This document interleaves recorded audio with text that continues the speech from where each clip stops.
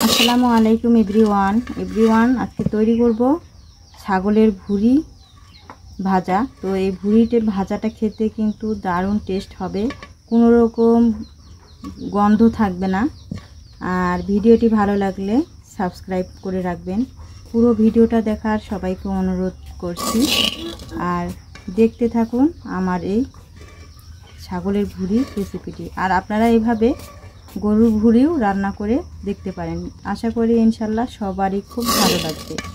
চলুন তাহলে দেখে নিই আজকের এই ভুঁড়ি রান্নার রেসিপিটা। এভরিওয়ান, আমার আজকের কন্টেন্টে আপনাদের স্বাগতম জানাচ্ছি।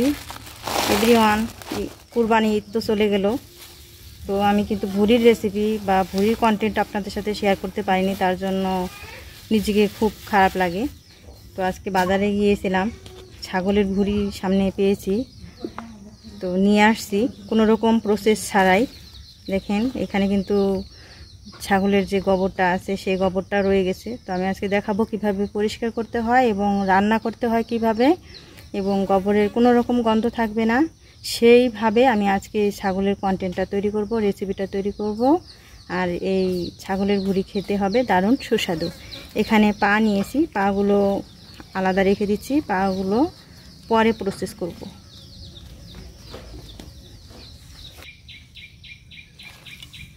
পাকস্থলীটা যে আছে ছাগলের, সেই পাকস্থলীটা এখানে নিয়েছি। আর এই পাকস্থলীর মধ্যে দেখেন এই যে এরকম এটা যা আছে এটা কিন্তু ফেলে দিতে হবে। তো এটা ফেলে এমনিতেই অনেক সময় উঠে যায়, তো খুব সহজে দ্রুত তোলার জন্য এখানে আমি হাতে চুন নিয়েছি। এই যে চুন, এখানে আমি 2 চা চামচের মতো চুন নিয়েছি। তো চুনটা দিয়ে ইচ্ছা মতো মাখাতে হবে, একটু সময় নিয়ে মাখাতে হবে। চুন দিয়ে মাখাতে মাখাতে দেখেন একদম যে ময়লাটা ছিল সেই ময়লাটা ছাড়িয়ে নিয়েছি। তো এখন কিন্তু পরিষ্কার করে ধুয়ে নিব। খুব কম সময় লাগলো এখানে আমার এই ভুঁড়িটার ময়লাটা ছাড়াতে, 2 মিনিটের মতো লেগেছে। তো এখন পানি দিয়ে ধুয়ে নিব। ভুঁড়ির যে চিকন নালিটা আছে, এখন এই নালিটা পরিষ্কার করব। তো এখানে আমি এই ছুরির চিকন পাশটা নিয়েছি। আপনার চাইলে চা চামচের যে চিকন পাশটা আছে সেই চা চামচের চিকন পাশটা দিয়ে করতে পারেন। তো আমি এখানে এই ছুরি দিয়ে নিচ্ছি। তো প্রথমে আপনারা ভুঁড়ি রান্না করার আগে এই প্রসেসটা করে নেবেন। আর টুকরো টুকরো করলে কিন্তু এটা খুব দেরি হবে। তো এইভাবে প্রথমে ছাড়িয়ে নিচ্ছি।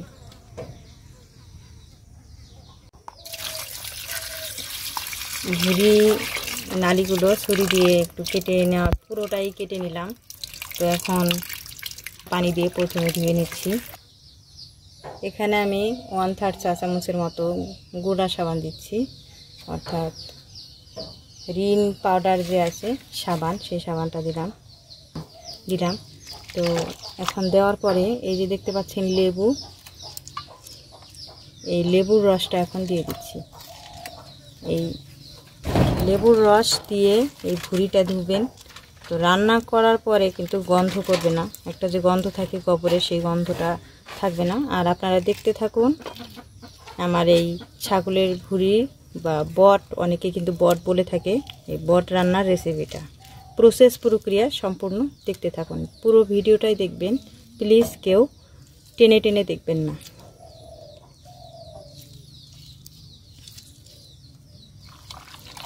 এখন এইভাবে কষলিয়ে নিচ্ছি।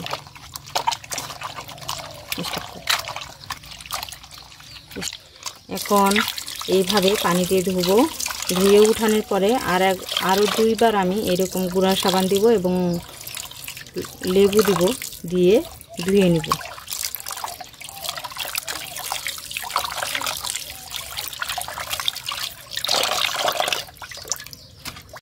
ভুঁড়িটা ধুয়ে নিয়েছি। এখন এখানে দিয়ে দিচ্ছি হলুদ গুঁড়া দিলাম। তো হলুদ গুঁড়া দিয়ে নেড়ে দিচ্ছি। এখন এখানে সামান্য 1/2 কাপের মতো একটু পানি দিচ্ছি। এখন আমি এই পাতিলটাই চুলায় বসিয়ে দিচ্ছি। আর আমি যে পাতিলে এই ভুঁড়িটা পরিষ্কার করেছি সেই পাতিলে কিন্তু আমি চুলায় বসিয়ে দিয়েছি।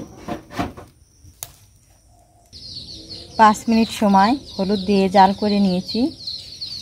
বলক তোলার পরে আমি আরও 1 মিনিট জাল করে নিয়েছি, অর্থাৎ টোটাল কিন্তু 5 মিনিটে ভুঁড়িটাকে পানিতে জাল করে নিয়েছি।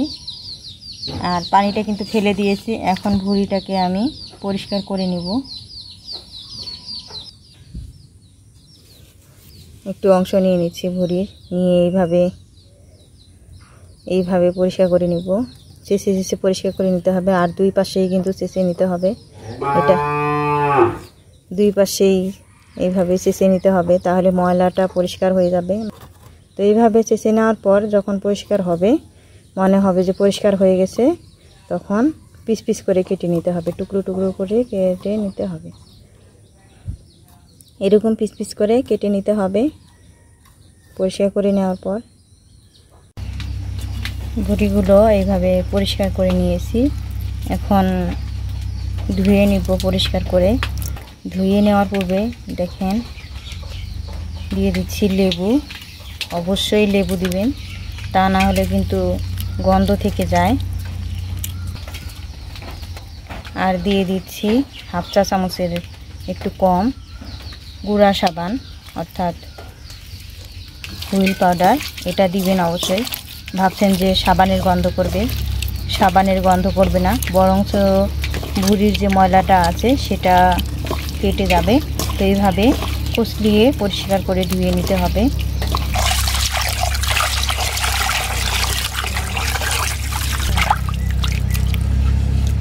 তুলে নিচ্ছি এখন ভুঁড়িগুলো ঠিক এইভাবে। এবার আমি হুইল ছাড়া লেবুর রস দিয়ে এই ভুঁড়ি ধুয়ে নেব। চুলা জ্বালিয়ে দিয়েছি, কড়াইটাও বসিয়ে দিয়েছি। তো কড়াইটা এখন গরম হয়েছে। দিয়ে দিলাম সয়াবিন তেল, দিয়ে দিচ্ছি পেঁয়াজ কুচি। এখন এই পেঁয়াজটাকে হালকা ভেজে নিচ্ছি। বেশি ভাজার দরকার নেই, হালকা ভাজতে হবে, কারণ ভুঁড়িটা তো ভেজে নিতে হবে। ওই জন্য দিয়ে দিচ্ছি 1.5 টেবিল চামচ রসুন বাটা, 1.5 চা চামচ আদা বাটা, 1.5 চা চামচ জিরা বাটা। ধনিয়া গুঁড়া দিয়ে দিচ্ছি,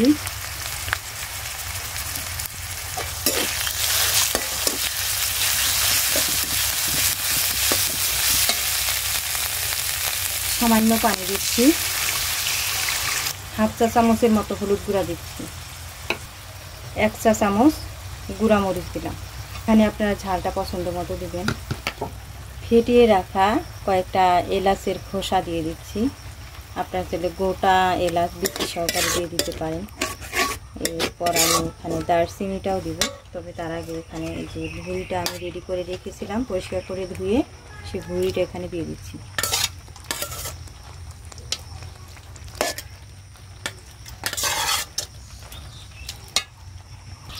এখন এখানে দিচ্ছি স্বাদে ম্যাজিক মশলা।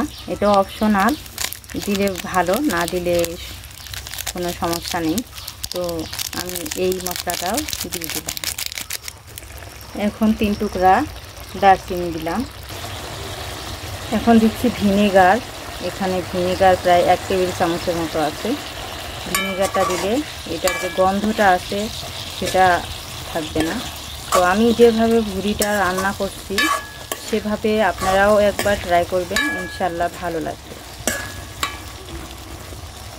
এখন ভুঁড়িটাকে আমি ঢাকনা দিয়ে ঢেকে দিলাম। আমি ঢাকনাটা এখন খুলে দিচ্ছি, খুলে দিয়ে নেড়ে দিচ্ছি। দেখুন অনেকটাই কিন্তু পানি আছে, পানিটা পুরোটাই শুকিয়ে নিতে।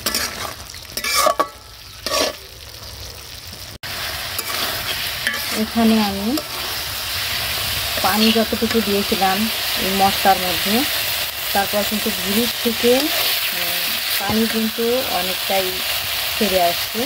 ধোয়ার সময় কিন্তু এই ভুঁড়ির মধ্যে অনেক পানি থাকে। তো সেই পানি দিয়ে আমি এই ভুঁড়িটাকে পুরোপুরি সিদ্ধ করে নিয়েছি।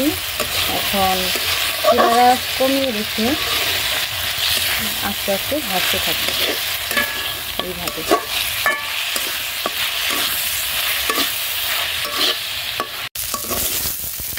যখন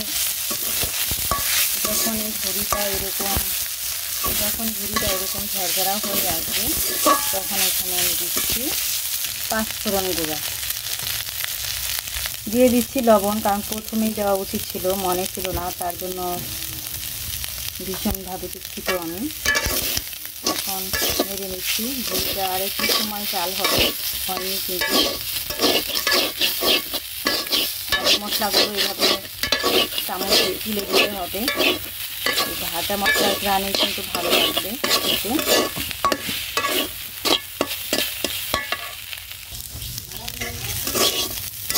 এখন লবণটা দিয়ে আমি আরও 1 মিনিট সময় ভেজে নিলাম। এই যে দেখেন ভুঁড়িটা কিন্তু এরকম ভাজা হয়েছে। এখন সার্ভ করে নিব।